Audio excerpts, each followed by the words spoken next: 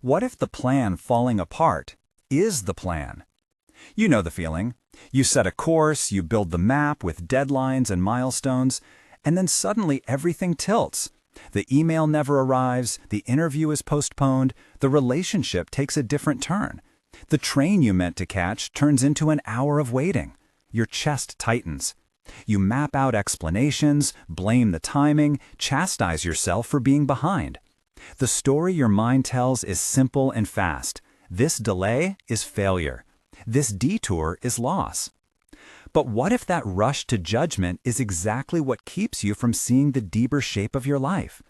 What if those delays, wrong turns, and unwanted interruptions are not accidents to be fixed, but lessons in a practical curriculum you didn't know you enrolled in? Why every detour matters is not a feel-good slogan. It is an invitation to reorient the way you live, into the space between doing and receiving, into the place where trust is trained. Let's begin with two words you may already have heard: karma and dharma. Karma is not moral bookkeeping. It is the simple law of cause and effect, the way actions, attention, and habit plant seeds in your life and in the world. It's how certain patterns tend to repeat, and how the subtle quality of your choices nudges later possibilities.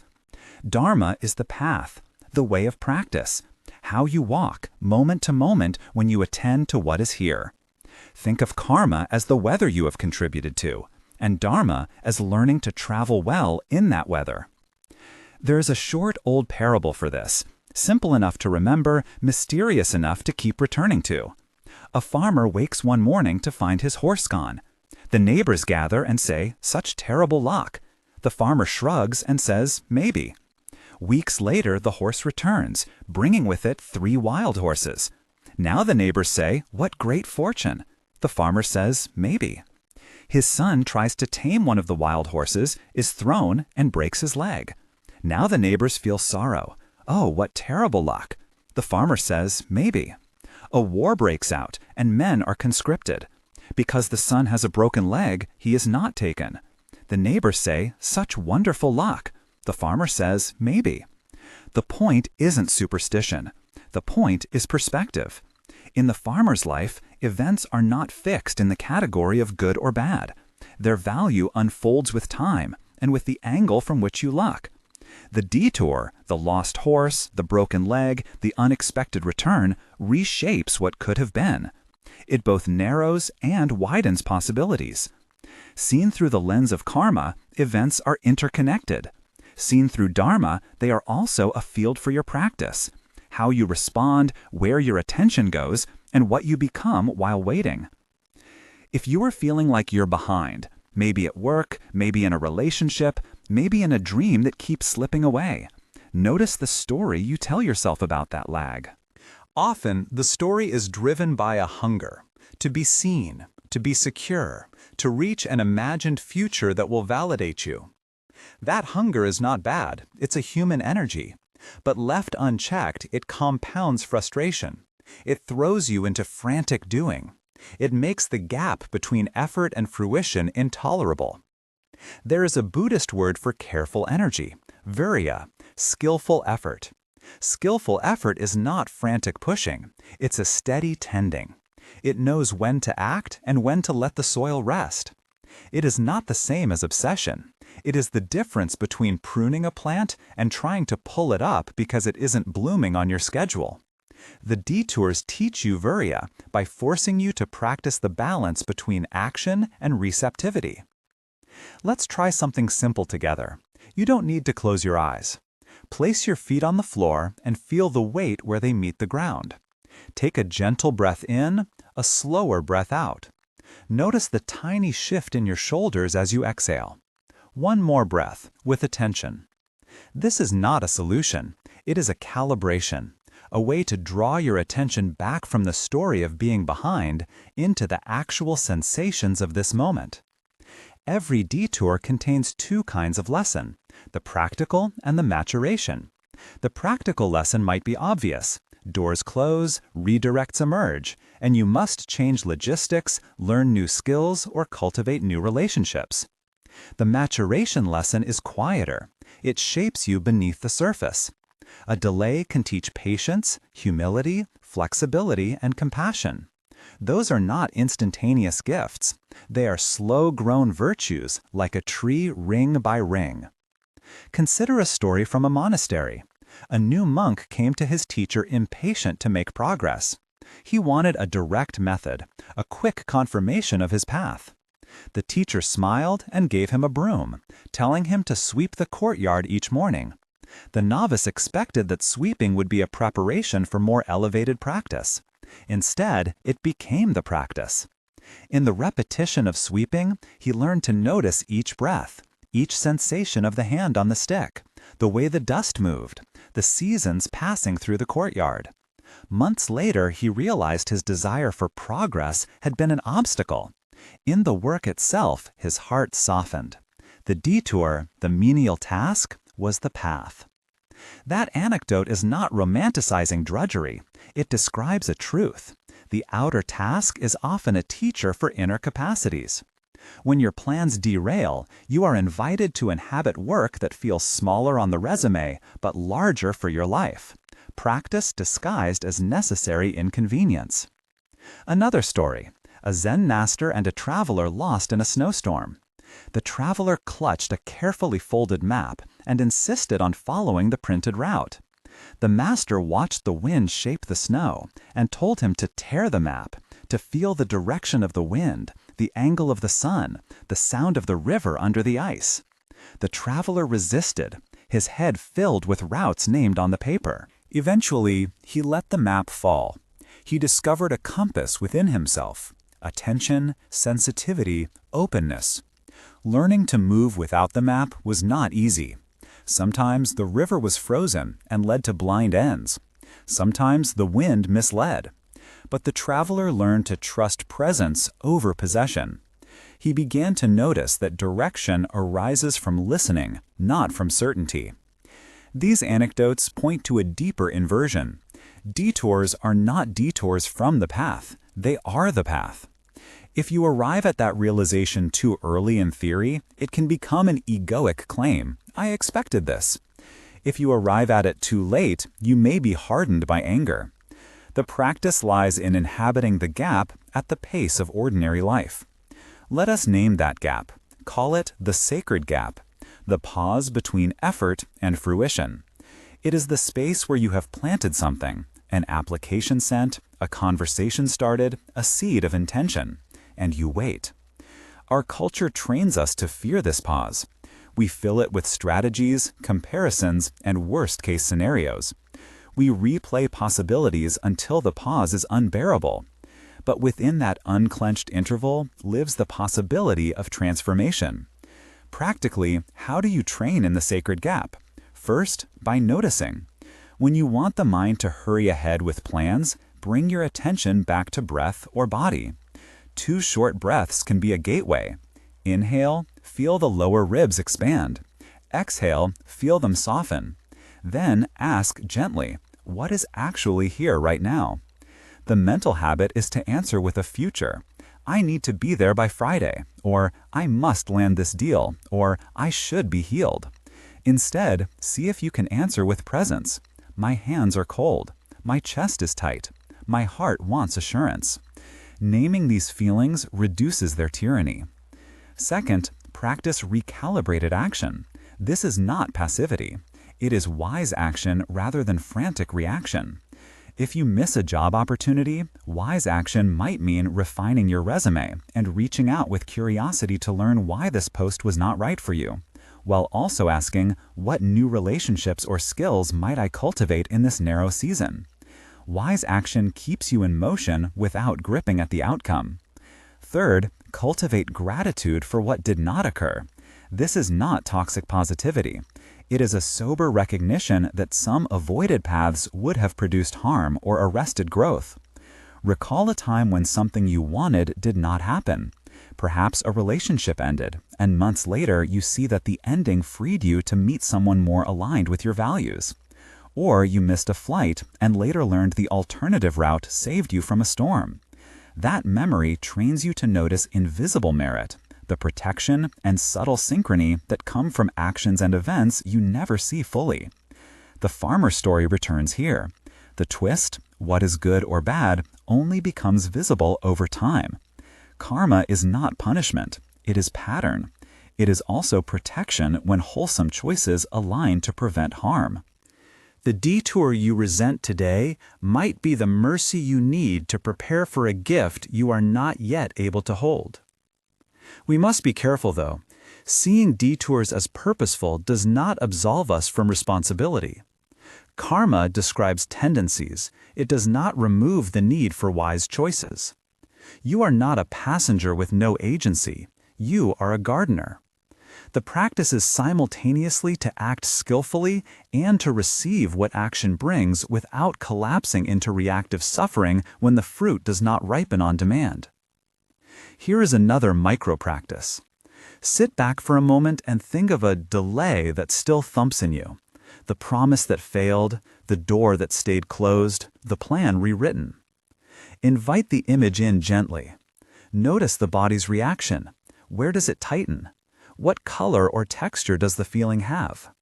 Breathe into that place.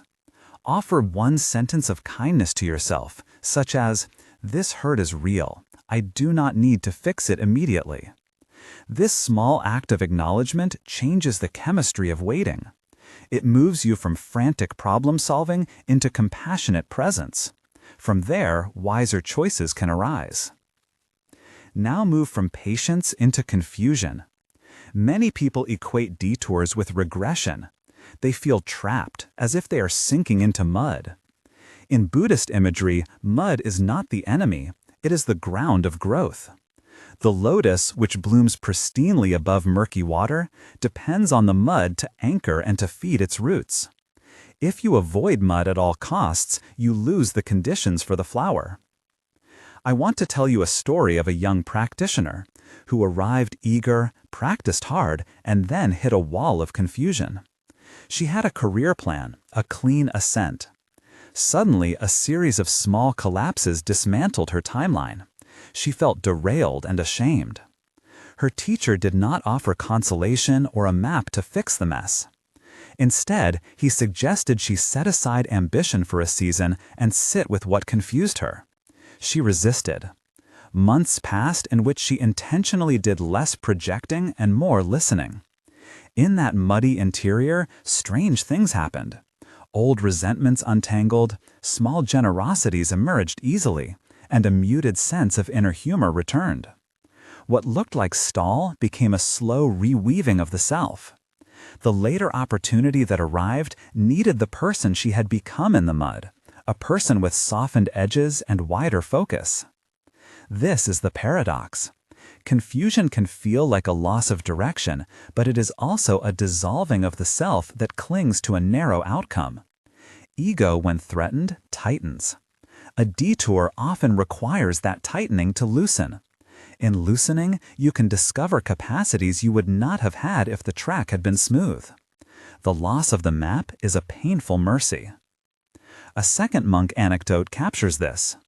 A novice complained to his teacher that he could not find the right approach to practice. He kept trying different methods, the breath, counting, koans, but nothing yielded certainty. The teacher took him to a river. "Step in," the teacher said. The water was cold and the current tugged. The novice flailed, trying to stand firm. The teacher laughed and said, "You are trying to be a rock in the river. Practice is learning to flow. Sometimes you stand, sometimes you move. The point is not to hold a fixed idea of progress. The point is to be responsive." Over time, the novice learned to treat confusion as movement rather than as failure. He stopped needing a constant map and started trusting the sensitivity that arises in practice. These stories do not sanctify suffering. They insist on the reality of discomfort. They also insist that discomfort, when attended to with steadiness rather than avoidance, is fertile. The mud of confusion asks three things of you: presence, patience, and curiosity. Presence is the willingness to be where you are. Patience is the disposition to allow slow change. Curiosity is the capacity to explore what arises without immediate judgment. Let me name a few practical cues you can use when you are in the mud. First, notice the tone of your inner narrative. Is it accusatory? Is it future panic? When the mind runs on a loop of blame, slow the loop by labeling it, complaining mind, and return to sensation. Second, do a small repetitive task for 5 minutes, a simple chore, making tea, sweeping a corner. These tasks lower the volume of thinking and allow the body to anchor. Third, speak to someone who knows how to reflect rather than fix, a friend, a teacher, a fellow practitioner. Hearing the story aloud dislodges the overstory that makes the detour mean catastrophe. So far, we have reframed detours as opportunities, the farmer's ambiguous fortunes, sweeping as practice, losing the map as an invitation to presence, the mud as raw material for a lotus-like blossoming. These frames are soft revolutions. They do not erase the sting of delay. They change the question from, "Why is this happening to me?" into, "What might this be asking of me now?" That shift alone loosens a grip. There is an important further strand to this teaching: invisible merit and synchronicity. Invisible merit refers to accumulations of wholesome action, intention, and attention that subtly shape outcomes, often without obvious cause. Think of the quiet gestures that, woven together, protect and support you.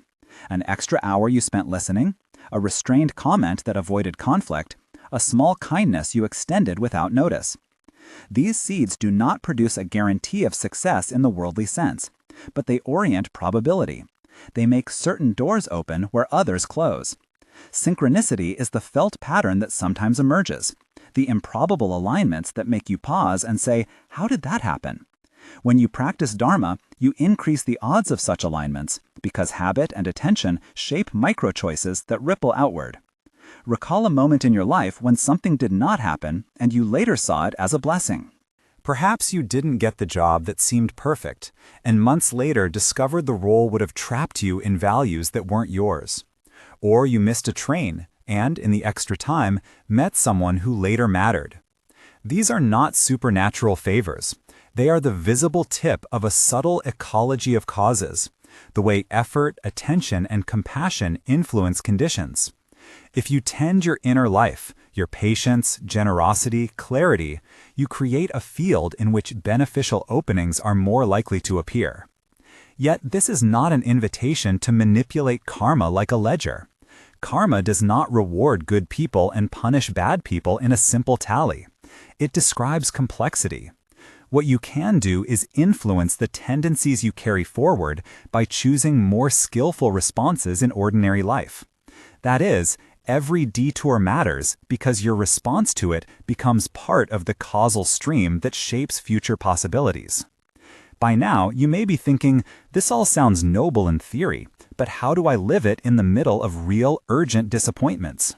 The answer is incremental, micro-practices that shift habitual responses. We've already tried 2 brief practices, anchoring to the breath and attending to body feelings in the face of delay. Add a third. Recall a thank God it didn't moment. Bring it vividly to mind. Let the memory show you how protection sometimes looks like disappointment. In that moment, say silently, "I am learning." You are not denying pain. You are planting a gentle seed of interpretation that steadies you in the sacred gap. There is an edge here worth naming. Training patience and cultivating gratitude should not become tools for emotional bypass. Saying everything happens for a reason as a way to avoid feeling loss is hollow and often cruel to yourself. The invitation is to hold both, the reality of harm and the possibility of learning. Attend to pain with compassion and, at the same time, remain open to the way you are being trained by the detour. As your practice deepens, the lessons become subtler. You begin to notice that not all detours are the same. Some require quick adaptation, new skills, new directions. Some require endurance, holding steady without rushing the outcome. Some require surrender, letting go of a plan that cannot be brought into being without harming you or others. The skill is to recognize which is which. That discernment is developed through presence, through returning to the body and breath, and through honest reflection about motives. Are you clinging to status, to approval, or to a deeper sense of right timing? When you move from reactive to reflective, from hurried to steady, The narrative of your life rearranges. Goals remain, perhaps, but they are held more lightly. The map is consulted, but no longer worshipped. Paths adapt. You notice that detours are not interruptions, but reroutes calibrated by an unseen intelligence of cause and effect and by your own maturing heart. Pause again and take 2 breaths. Feel how your shoulders may have dropped a little as you let the thought sink in. Imagine for a moment a river that has rocks and eddies. A naive traveler might curse the obstacles. A seasoned traveler learns to enjoy the variety of flow. Rocks become points of study where you can see currents, test your balance, and find new routes. In life, detours are those rocks. They are places to develop balance. As you continue to move through delays and detours, you will inevitably meet resistance from desire. Desire, wanting a particular outcome, drives much of human action. It is not inherently bad. It fuels creativity, connection, nourishment. But it becomes a detour when it is rigid and possessive, when it clings to one future and rejects all others. Desire, untreated, reintroduces suffering by narrowing your field. That is where transformation must enter. Desire can be purified into devotion, an open-hearted energy that seeks the well-being of self and others without clinging to a single form. Devotion channels desire toward compassion and steadiness rather than toward grasping. We are approaching a deeper turn in this teaching, the distinction between outer movement and inner integration. Many of us equate progress with external lists checked off. Sacred non-progress is different. It looks like stillness, but is in fact active maturation. You may sit quietly and seem idle to an outsider, while inside your habits are being rewired. The person who stands for action without inner readiness will find doors closing. The person who seems to be waiting, but is quietly opening, through humility, presence, and compassion, will find that when a door opens, they are finally able to step through it without falling. I will leave you here for the moment. Hold the farmer's ambiguous shrug. Remember the novice with the broom and the traveler who learned to move without a map. Notice the mud beneath your feet, and the small, clear practice you can bring to the gap between effort and fruition. Recognize the presence of invisible merit and the subtle way patterns rearrange themselves. See desire for what it is, an energetic force, and consider how it might be purified into devotion. Keep those images with you, the horse returning to the farm, the lotus rooted in mud, the river finding new channels. When you encounter disappointment this week, be it a missed call, a job that goes elsewhere, a relationship that changes, try the brief practice again. Ground in the body, name the feeling, take 2 compassionate breaths, and ask gently, what might this be training me to become? There is more to explore, how losing the map dissolves the ego, how invisible merit often appears as what did not happen, the art of discerning when to act and when to let be, and the final paradox of objectless trust. We will enter those terrains soon. For now, let the edges of this pause be your teacher. Let the detour teach you how to arrive. Let the detour teach you how to arrive. When the map slips from your hands, the first sensation is usually panic, an abrupt contraction, the mind reaching for certainties that are suddenly not there. That tightening is the ego's reflex, to solve, to secure, to pretend continuity where none exists. The map is a promise of continuity. When it tears, the sense of self that depended on that continuity trembles. But the falling away of that map is not merely loss, it is an opening. There is a key word from Buddhist teaching worth naming here, non-self, anatman. It does not mean there is no you at all, but that the identity you cling to, defined by job title, role, or plan, is not the fixed, solid thing it seems. When a detour dissolves part of that identity, you experience what non-self points to, the looseness, the contingency, the changing mix of sensations, stories, habits, relationships. This can feel like erosion. It can also be the sculptor's hand. Imagine a person whose life had been built around a particular professional identity. For years, that role organized their days, friendships, and sense of worth. Then the company restructured, the title vanished. There is a moment first of panic. How will I be? And then months of small unravelings. Fewer invitations to speak at conferences, a lighter calendar, weekends that are suddenly empty. At first, the person grieves the loss of status. Then, because there is space, they notice neglected parts of themselves. A curiosity in painting, a patient way of listening to a neighbor, the delight of reading poetry at 2 in the morning. These are not consolation prizes. They are seeds that could not have sprouted under the old shade of identity. Losing the map dissolves ego in 2 ways. One is subtraction. The external scaffolding, title, role, trajectory, collapses and reveals what you relied upon. The other is addition. Without that scaffolding, other capacities expand. Presence grows because fewer automatic responses fill the field. Compassion deepens because the self that needed to be defended is temporarily thinner. Intuition returns because the rigid script no longer runs the show. The detour is both demolition and garden clearing. This dismantling is not always graceful. The ego resists, and sometimes it protests loudly. You will find yourself bargaining, rehearsing future scripts, trying again to reconstruct the old map with new stamps. Recognize this as part of the process rather than its failure.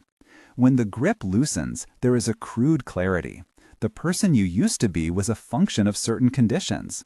Remove the conditions and watch what qualities remain. Those remaining qualities, kindness, curiosity, the capacity to be present, are the more durable ground for meaningful living. Part of this is a practical apprenticeship in humility. Humility here is not self-deprecation. It is a realistic appraisal of limits and possibilities. It is the courage to stand in ignorance without pretending you already know the perfect plan. That courage is a kind of wisdom because it frees energy from controlling outcomes and places that energy into attentiveness, noticing patterns, listening to feedback, testing small actions. Which brings us back to the farmer and the horse. After the son broke his leg, what appeared to be misfortune was, in time, protection. The farmer's repeated maybe is not indifference. It is an attitude that resists easy judgment, an insistence on the temporality of any single event. When you cultivate that attitude, you allow the erosions of identity to reveal fresh ground. You do not have to be devastated every time a map tears. Instead, you can ask, with a soft curiosity, what is here now and what might I do from this place? That question turns us toward discernment, an art more than a rule. Discernment is how you decide when to act and when to let be. It is the skill of knowing which rocks in the river should be used for stepping and which should be avoided. Discernment is trained by attention and guided by a simple set of checks you can use in real time. First check, intention. Ask, why do I want to act? If the impulse emerges from fear, fear of loss, fear of being late in life, fear of judgment, notice that. Fear-driven action often tightens and narrows. If the impulse comes from curiosity, care, or a clear sense of responsibility, it is more likely to be wise. Intention is not purity, it is information. Second check, effect. Consider the likely impact on others and on yourself. Will this action relieve suffering or increase it? Will it open relational space or constrict it? Wise action is not purely selfish. It measures consequences. Third check, practicality. Do you have the skills and resources to do what you propose? If not, can you acquire them without forcing the timing? This separates frantic doing from sustainable commitment. Fourth check, timing. Is this moment ripe? Sometimes action is necessary now. Sometimes waiting cultivates capacity. The sacred gap is not an excuse for avoidance. It is a testing ground. Test with small steps rather than giant leaps when timing is unsure. Use these checks as a habit. They aren't a formula that guarantees perfect outcomes, but they cultivate clarity and reduce rashness. Discernment is built like a muscle, through repeated use, honest feedback, and refinement. To make this practical, here is one more micro-practice, brief and simple. When a decision presses, take 3 conscious breaths. On the first breath, feel intention. Ask, why do I want this? On the second breath, sense effect. Ask, who will be touched by this and how? On the third breath, feel your capacity and the timing. Ask, do I have what I need for this now, and is this the right moment? Then, act or wait with the humility of having checked these 3 angles. This small pause recalibrates reflexive choice into reflective response.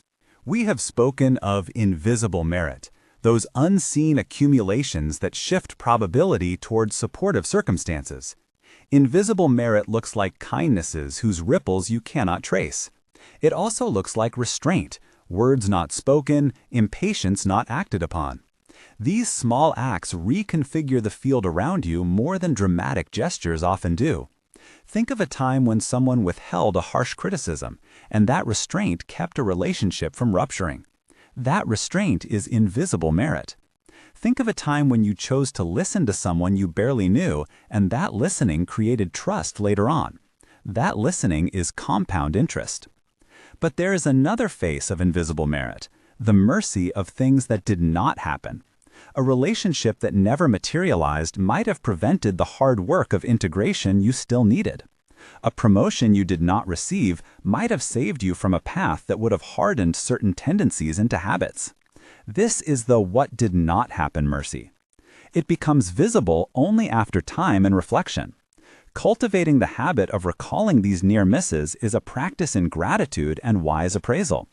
It trains you to look for the protective choreography of causality rather than assuming every closed door is a personal failure. Synchronicity sits beside invisible merit. Synchronicities are those rare, improbable alignments that feel like meaningful coincidences. They are not proof of cosmic favoritism, they are the emergent outcome of patterns of attention, small choices, and readiness. When you make space, through patience and steady practice, you are more likely to notice openings. The world does not owe you alignment, but attention increases the chance you'll see what appears. This brings us to another subtle point, the danger of using the spiritual frame to rationalize every disappointment as a blessing. There is a fine line between meaning-making and bypass. Don't let the appeal of a tidy lesson flatten the rawness of your experience. Sometimes things happen that harm you and require repair, not reinterpretation. The careful heart holds both. It receives grief and it explores meaning. That dual stance, 1 foot in pain and 1 foot in inquiry, is the hallmark of mature practice. Now turn to desire, its transformations and its pitfalls. Desire is energy. It moves you out of inertia into creation. It can also be the seed of attachment when it seeks fulfillment of the self rather than the flourishing of life. The detour of desire is subtle because it dresses itself up as legitimate longing. I want this job because I love the work, you might say, while a quieter voice insists, I want it because it will make me feel accomplished. When desire tightens into a single outcome, it becomes a trap. How do you work with desire so it serves rather than binds? The answer lies in transformation rather than suppression. These memories do not prove fate. They enlarge the sense that not all events are personal disasters. There is a final story, simple and quiet, that often returns to me. A woman near retirement had spent decades building a business. She had plans for a graceful handoff and a world-traveling second act. Then an illness in the family required her to stay close. For months, she felt trapped, resentful, and behind the life she had imagined. Over time, she found a rhythm in caregiving, small acts of presence, the discovery of family stories she had missed, evenings reading with a child. When, years later, she looked back, she did not regret the delay. The detour had taught her capacities she would not have known had she left at once: patience, tenderness, a steadier sense of what mattered. When her planned travel finally came, it was calmer, less about ticking boxes and more about presence. Her detour had mattered because it reshaped her heart. We end with practical invitations that you can carry into the week, tools for living the understanding that every detour matters. First, keep the farmer's maybe as a posture. When an event pushes you into judgment, this is terrible, or this is a disaster, try answering inwardly with a gentle maybe. Let the word open a small space between immediate reaction and long-term appraisal. It relieves the haste of deciding meaning too early. Second, practice the 3-breath discernment before big moves. On the first breath, check intention. On the second, consider effect. On the third, test capacity and timing. This simple triage will reduce frantic responses and improve the clarity of action. Third, keep a small ledger of invisible merit in your journal. Once a week, record 2 acts of restraint or kindness you performed that went unnoticed. Note any moments when something you thought you wanted failed to happen and later felt protective. Over months, this ledger trains you to see the subtle ecology of causes. Fourth, translate desire into small vows. Choose one desire that feels both sincere and binding, and make a practical, small vow around it. Commit to modest, repeated action, rather than a grand, outcome-dependent aim. Notice how the energy of desire softens when it finds a steady practice. Fifth, and last, practice surrender as an actionable skill. Surrender here is not defeat. It is a form of engagement where you place your attention on the process rather than the product. Choose one situation this week that you would normally obsess about. Each time your mind races into future scenarios about it, place your hand on your chest, breathe once, and return to the present detail you are doing. This simple return is surrender in practice. It refuses frantic futures and replaces you into the moment of agency you actually have. Before we close, one more compass for your heart. Remember that detours are not always revolutions. Sometimes they are refinements. They may rearrange your timeline without altering your essence. They may also reveal that your essence had been obscured by the very plans that once felt indispensable. Either way, they matter because they are the teacher you didn't hire but needed. So why does every detour matter? Because each interruption is a forming force, shaping the capacities you will bring to future openings. A detour can teach patience, foster humility, expand compassion, loosen the grip of identity, and cultivate a trust not attached to a single object. It prepares you not only to obtain what you seek, but to be able to contain and steward it well. Ground yourself for a moment. Feel feet on the floor, the subtle rise and fall of breath, the inner landscape that holds longing and fear and hope. Let these sensations remind you that you are not merely a story of outcomes. You are the living presence through which those outcomes come and go. If this message landed in you, if it stirred some recollection or eased a tightness, do one small thing. When you have a minute, share in the comments one detour that taught you something. One instance where a closed door later looked like protection. Your story may be exactly what someone else needs to read today. Remember the horse that left and returned, the monk who learned by sweeping, the traveler who tore the map, the river that taught the novice to flow. Carry those images like a compass rather than a map. Trust that the detour is pedagogy. It trains you to arrive not faster but more rightly. You are right on time. If you'd like to continue exploring these themes, subscribe and come back. There is more practice and more reflection ahead. For now, breathe once with kindness toward yourself and step into the day with the gentleness of someone who knows how to be guided by detours.